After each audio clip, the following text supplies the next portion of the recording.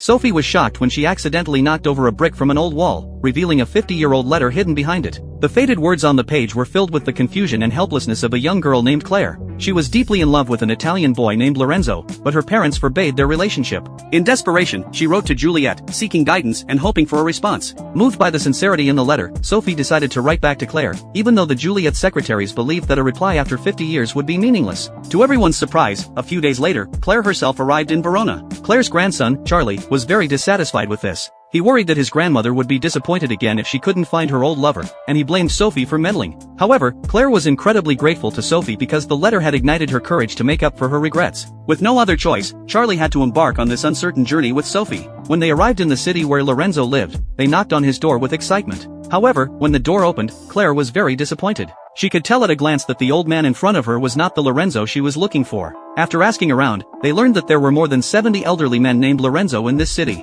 They kept knocking on Lorenzo's doors, only to be met with disappointment each time. The Lorenzos they encountered were either frivolous or eccentric, and Claire would always shake her head in frustration. Noticing his grandmother's disappointment, Charlie could no longer suppress his anxiety. He couldn't help but angrily blame Sophie. He had lost his parents when he was young and was raised by Claire. He couldn't bear to see Claire go through this torment. Unexpectedly, Sophie revealed that she, too, carried childhood trauma. She was abandoned by her mother when she was 9 years old, and she could deeply empathize with Charlie's feelings. This connection gradually brought them closer. Just as Charlie couldn't resist kissing Sophie, she panicked and fled the scene because she was already engaged. The next day, as they passed a vineyard, Claire spotted a young man who looked very similar to Lorenzo and immediately told Charlie to stop the car. Upon inquiring, they learned that this man was Lorenzo's grandson. Claire felt a bit flustered. She was only 18 when she was in love with Lorenzo, and now she was 68. She didn't know if Lorenzo could accept her as she was now. At that moment, a man rode up on a horse from a distance. Claire recognized Lorenzo at a glance. Feelings that spanned half a century finally reunited, and they embraced each other tightly. Claire's years of regret were instantly relieved.